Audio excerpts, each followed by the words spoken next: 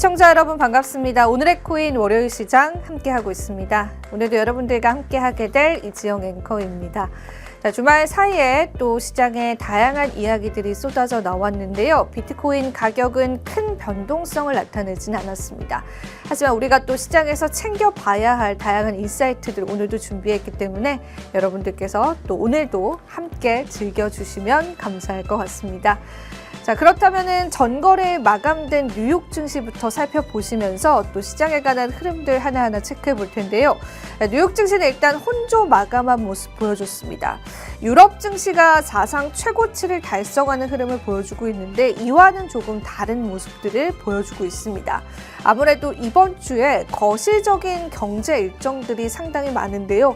그 일정에 관해서 또 관망세가 짙어진 것으로 풀이되고 있습니다.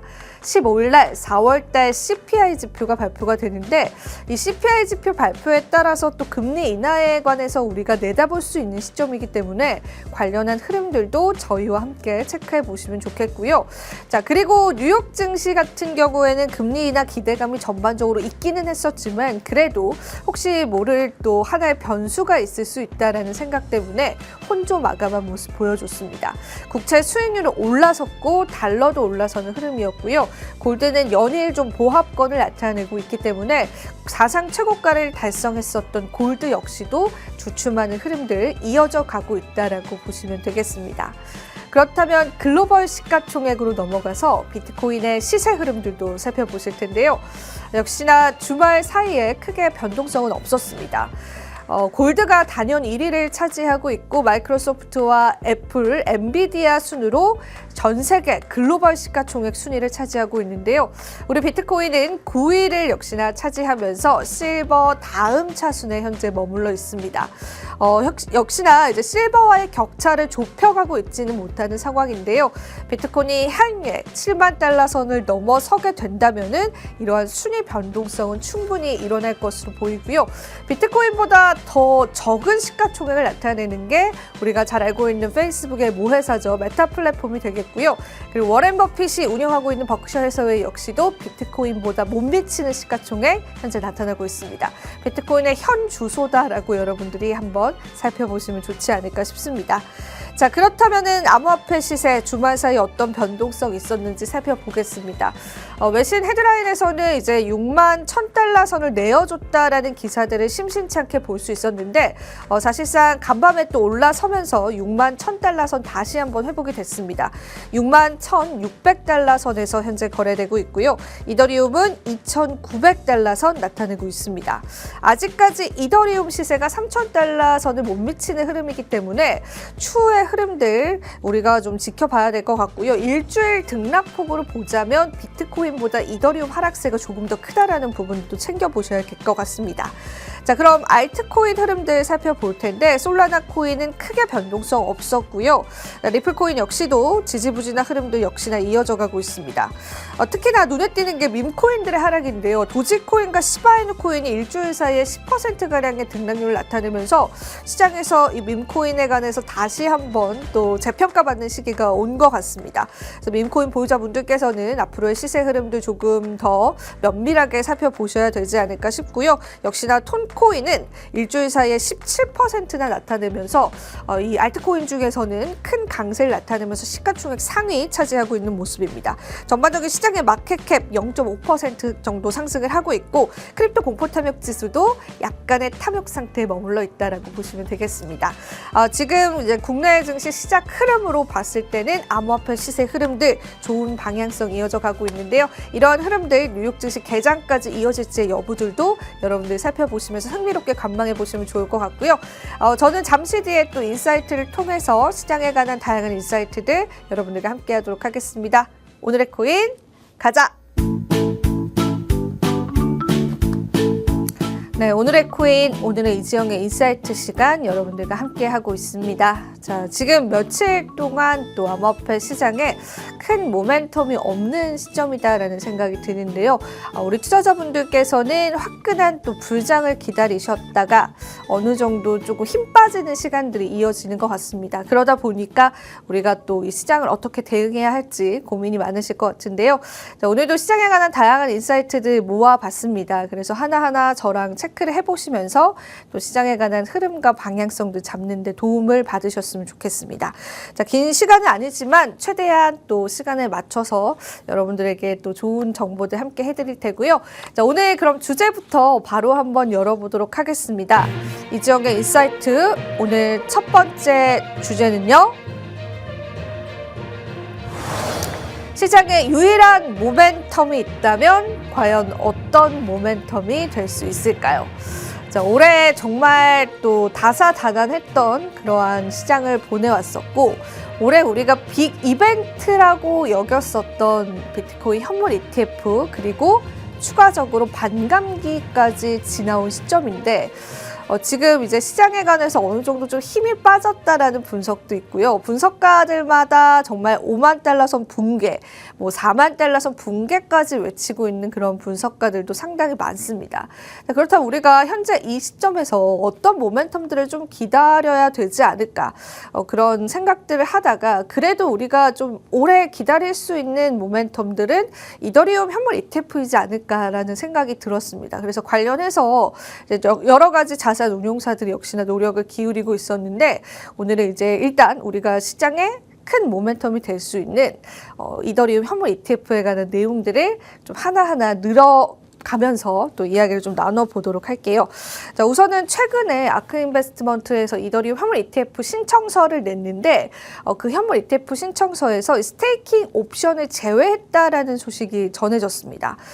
그래서 사실상 이제 이더리움이다라고 한다면 사실 스테이킹 서비스가 어떻게 보면은 또 이더리움의 강점 중에 하나이다라고 그렇게 생각하신 투자자분들도 많으셨을 텐데 ETF에서 이 스테이킹 옵션을 제외시켰다라는 부분에 관해서 우리가 또 어떻게 해석을 해볼 수 있는지 궁금하실 것 같아서 오늘 준비를 했는데 이렇게 옵션을 이제 제거를 하고 또 추가를 하고 이러한 과정들이 SEC와 소통을 하고 있는 건 아닐까 또 긴밀한 회의나 협의를 통해서 이더리움 현물 ETF에 관한 윤곽을 잡아가는 게 아닐까라고 여러분들 생각을 하실 수도 있을 것 같습니다.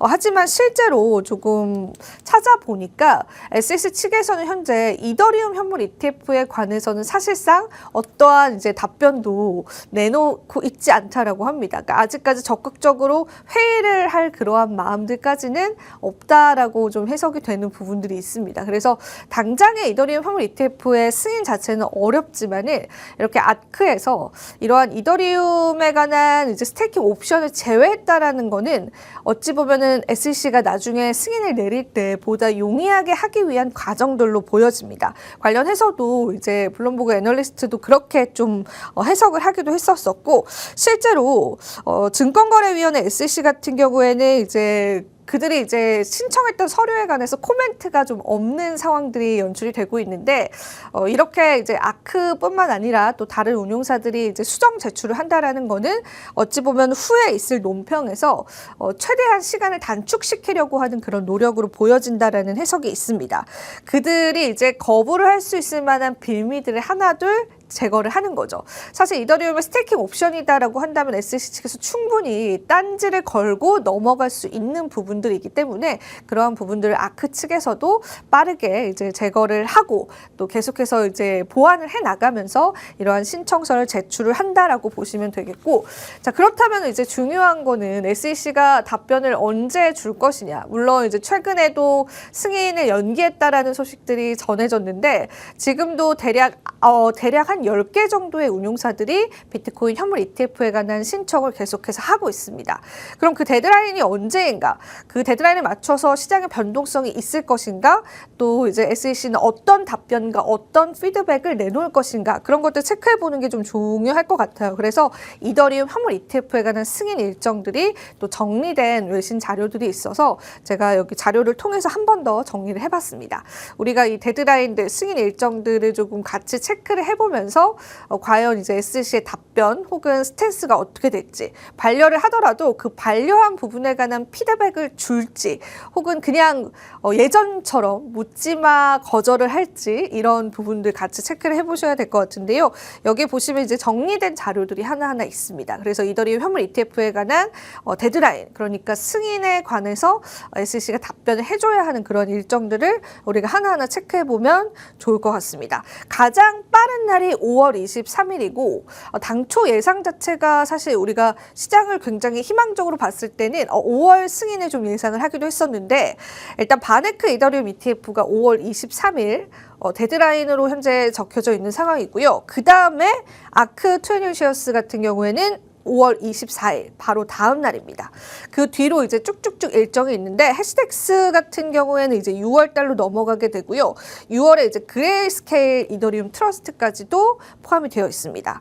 지금 앞서서 보여드린 것처럼 이제 아크에서 이렇게 수정안을 빠르게 제출했던 이유는 사실상 아크에서 답변을 받을 기일 자체가 얼마 남지 않았기 때문이다라고 좀 해석을 같이 해볼 수가 있겠고요. 그리고 인베스코 갤럭시 이더리움 ETF는 7월 달로 넘어가게 되고, 우리가 또 여기서 중요하게 봐야 될 일정은, 그러면 이제 SEC 측에서는 아무래도 이제 전통 금융권에 조금 더 옹호적이지 않을까라는 생각을 당연히 할 수밖에 없는데, 지금 비트코인 현물 ETF의 가장 큰 점유율을 차지하고 있는 블랙록 그리고 피델리티, 언제 이제 이 데드라인을 갖고 있느냐, 그게 중요하겠죠. 여기 보이시는 것처럼 8월 3일, 8월 7일, 8월 초에 피델리티와 블랙록의 이더리움 현물 ETF 승인 일정이 나와 있습니다. 그래서 이제 이 일정표를 보고 이제 어떤 투자자분들께서는 또 8월 달로 예상을 하시기도 합니다. 그래서 물론 이제 비슷한 신청서를 제출하겠지만 어떤 운용사가 제출하느냐에 따라서 또 결과가 달라질 수 있는 가능성은 충분히 있기 때문에 여러분들 이 일정들을 좀 체크를 해보시고, 제가 봤을 때도 블랙록과 피델리티가 이제 신청을 하고 그 데드라인, 그러니까 SEC의 답변을 받아야 하는 그 일정들 조금 중요하지 않을까 싶은 부분들이 있습니다.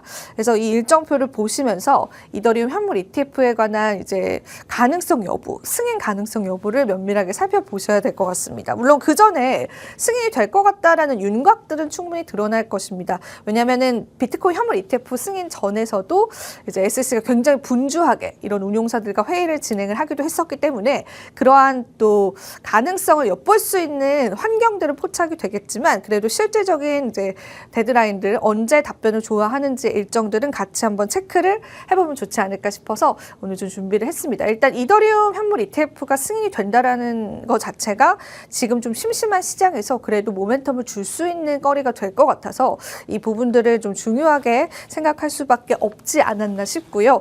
여러분들이 이제 또 제가 준비해온 자료를 참고해 보시면서 앞으로의 일정들 저희와 같이 한번 체크를 해보시면 좋을 것 같아서 오늘 또 자료를 준비를 해봤습니다. 물론 제가 이제 각각 일정에 맞춰서 어떤 답변이 오게 된다면 또 방송을 통해서 알려드릴 예정이지만 그래도 같이 한번 또 시장을 지켜보시면 좋지 않을까 싶습니다. 그래서 시장의 유일한 모멘텀 지금 찾아본다면은 이더리움 현물 ETF에 관한 승인이지 않을까 싶은 그러한 또 내용들이었고요. 자, 그럼 오늘 또 인사이트 두 번째 주제로 넘어가서 나머지 내용들 하나하나 체크를 해보겠습니다. 자, 이정의 인사이트 오늘 두 번째 주제는요, JP모건도 결국 선택한 비트코인이다 라는 헤드라인으로 오늘 이야기 같이 한번 나눠보겠습니다. 최근에 이제 SEC에 이제 문서가 제출이 됐습니다. 어떤 문서냐면은 비트코인 현물 ETF를 투자한 기관들, 기업들에 관한 리스트업을 이제 우리가 또 찾아볼 수 있었던 그런 문서가 공개가 됐는데, 거기에는 이제 결론부터 말씀드리자면 제가 지난주에 보여드렸을 거예요. JP모건이 포함되어 있지 않았는데 후에 나온 문서에서 JP모건이 포함이 됐습니다. 사람마다 기준치는 다르겠지만 그래도 상당한 양을 이미 투자를 하고 있다라는 게 보여지고 있었고, 제가 또 JP모건 하면은 항상 이제 제이미 다이머 CEO로 이야기를 하는데, 역시나 JP모건의 CEO는 항상 비트코인을 이제 대표적으로 비판했었던 인물 중에 하나였는데, 결국 그 그의 회사도 비트코인 현물 ETF를 매집하고 있었다라는 그런 동향들이 포착이 됐습니다. 관련해서 이제 잠시 뒤에 자료를 통해서 말씀을 드릴 거기 때문에 하나하나 체크를 해보시면 좋을 것 같고요. 일단은 첫 번째로 보여드릴 이제 자료는 지금 시장에 관한 전반적인 분위기를 체크해 볼 수 있는 자료입니다. 온체인 지표다라고 보시면 되는데 이제 센티멘트에서 전반적으로 이제 시장에 관한 많은 볼륨들이 급격하게 줄어들었다라는 그러한 분석을 내세웠습니다. 마지막 그래프가 상당히 크게 꺾여 있다라는 게 이제 보이실 겁니다. 굉장히 크게 하락을 하고 있죠. 지금 현재 시점에서 여기 옆에 메뉴들을 보시면은 트랜잭션 볼륨도 그렇고 그 다음에 액티브 어드레스도 그렇고 그러니까 전반적인 시장에 관한 거래량들도 줄어들었고 그 다음에 100K 이상을 가지고 있는 고래들의 활동량 역시도 큰 폭으로 줄어들었습니다. 그래서 이제 전반적으로 시장 자체가 어찌 보면 이제 배여장과 비슷한 어떤 활동성을 나타낸다라는 이제 분석이 가능할 것 같습니다. 그러다 보니까 뭐 시장의 유동성적인 측면에서는 아직 좀 많이 부족한 상황이다라고 보시면 되고요. 사실 우리가 최근에 7만 달러 선을 넘어서면서 이렇게 피크 시점을 찍었던 그 시점들이 있었는데 그때 거래량들과 그때 고래 활동들과도 비교를 해봐도 정말 이제 급격하게 줄어들었다라는 게 좀 보일 겁니다. 그래서 이런 부분들 때문에 이제 분석가들 중에서는 이전 반감기와는 좀 다르다라는 분석을 내놓는 분석가들도 있고요.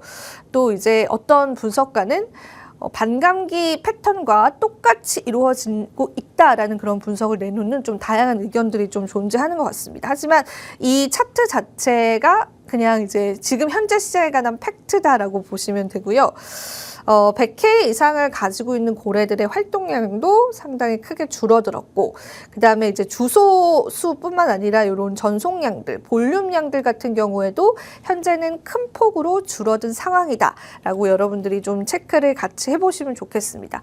이러한 시장의 거래량들 좀 올라와 줘야 하는 것들이 또 시장 상승에는 밑바탕이 되어야 되지 않을까 싶은 그런 시점이고요.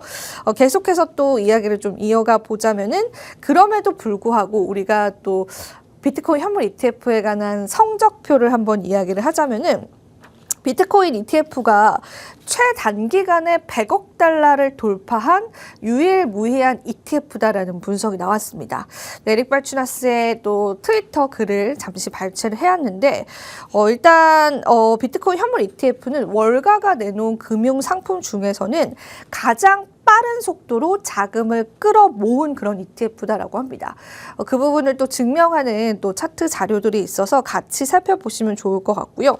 그만큼 투자자들이 최단기간에 많이 빠르게 모여들었다는 거는 그만큼 관심이 굉장히 많은 투자 자산이다라는 걸 이야기를 합니다. 여기 보시면은 이제 JEPQ 그리고 JEP 같은 경우에는 아시는 분들은 아실 텐데 요즘에 파이어족이다라고 해서 미국 배당주에 투자하시는 분들 많으시죠.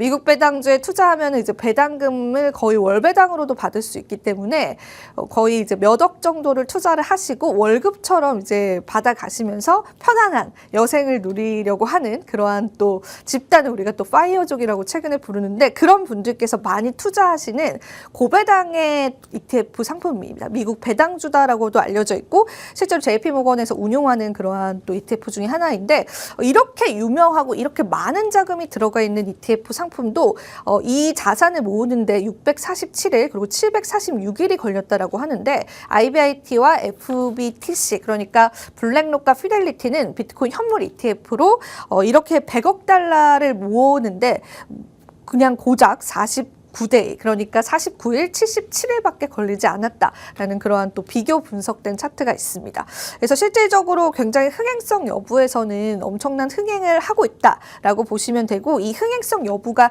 이어질지의 여부들도 우리가 같이 체크를 해보면서 유입량과 유출량들 체크를 해보면 될 것 같은데 그래도 희소식이 좀 들려왔습니다. 그래서 오늘의 메인 주제다라고 할 수 있는 이야기를 꺼내보자면 JP모건 이제 체이스에서 비트코인 현물 ETF에 관한 관한 포트폴리오를 공개했습니다. 그러니까 JP모건 체이스가 보유하고 있는 포트폴리오에 비트코인 현물 ETF가 있다라는 그러한 기사가 나온 거죠. 실제로 이제 SEC에 제출하는 이제 많은 기업들의 포트폴리오 공개 문서에서 우리가 발췌할 수 있었던 내용이기도 했었는데 첫 번째로 제가 지난주에 보여드렸을 때는 JP모건 목록이 보이지 않았는데 그 이후에 좀 공개가 된 것 같습니다.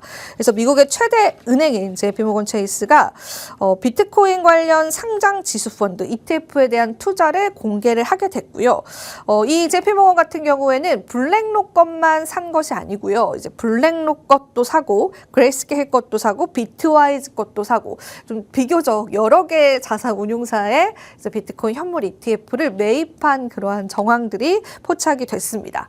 그래서 결과적으로는 이제 우리가 애초에 바랬었던 기관 투자자들의 유입들이 지금 계속되고 있다라고 그렇게 보여지실 텐데요. 일단은 이렇게 JP모건이 이제 비트코인 현물 ETF를 샀다라는 부분들 자체도 어느 정도 이제 놀라운 일이기도 하지만은 일단 JP모건 체이스 자체가 암호화폐에 관한 굉장히 부정적인 또 어떤 의견을 내놓았던 회사이기도 하지만 실제적으로는 암호화폐 시장에 굉장히 깊이 있게 관여하고 있다라는 부분들이 아마 좀 굉장히 우리가 의미 있게 발췌해 볼 수 있는 그런 내용이지 않을까 싶습니다. 그래서 여기 이제 목록들을 보시면은 이제 JP모건 체이스가 보유한 비트코인에 관련한 또 목록입니다. 앞서서 말씀드린 것처럼 피델리티, 비트와이즈, 또 블랙록의 아이쉐어스까지도 이제 포함이 되어 있는 상황이기 때문에 이 부분에 관해서도 여러분들이 좀 집중을 하셔서 살펴보시면 좋을 것 같고요. 그리고 이제 JP모건뿐만 아니라 이제 웰스파고 역시도 이제 비트코인 현물 ETF를 보유하고 있다라는 이제 공개를 했습니다. 웰스파고도 JP모건 못지않게 미국에 있는 거대 은행 중에 하나이죠. 그래서 실질적으로 이런 미국에 있는 큰 기관들이 비트코인 ETF를 채택하고 있다라는 부분들이 굉장히 우리 시장에서는 또 의미가 있을 것 같고요.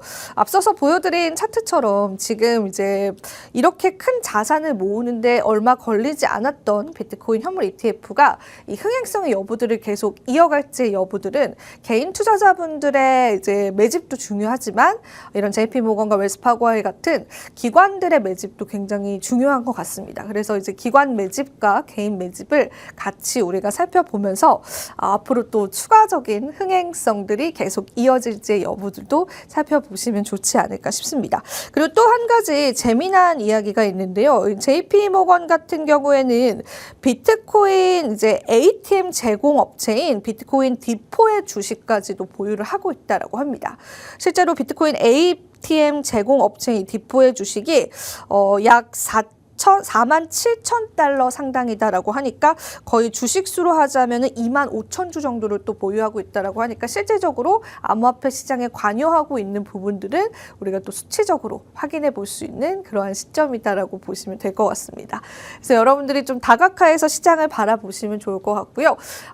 비록 이제 시장은 어느 정도의 좀 침체기를 나타내고 있다라고 보실 수 있지만 여러 가지 또 데이터 자료들을 살펴본다면은 시장에서 비트코인을 원하는 수요들은 계속해서 이어져 가고 있다라고 보시면 되겠습니다. 그래서 오늘 또 다양한 인사이트를 통해서 여러분들과 또 다양한 내용들을 좀 나눠봤는데요. 시장의 또 모멘텀과 함께 또 JP모건을 비롯한 미국의 기관들이 또 선택하고 있다라고 하는 비트코인 ETF까지도 다양한 방면에서 또 시장을 바라보시고 또 이 시장을 견디시는데 좀 도움이 되셨으면 하는 자료일 것 같아서 오늘 함께 준비를 해봤습니다.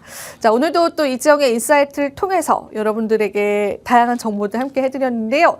도움이 되실 시간이었길 바라고요. 또 월요일 시장 우리가 비교적 기분 좋은 내용들로 함께 열어봤습니다. 자, 마지막으로 제가 투자 고지 드리면서 또 인사이트 마쳐보도록 하겠습니다. 본 방송에서 제공하는 정보는 투자 판단에 대한 조언일 뿐입니다. 가치 판단과 상승 하락을 보장하고 있지는 않다라는 점 유의 부탁드리고요.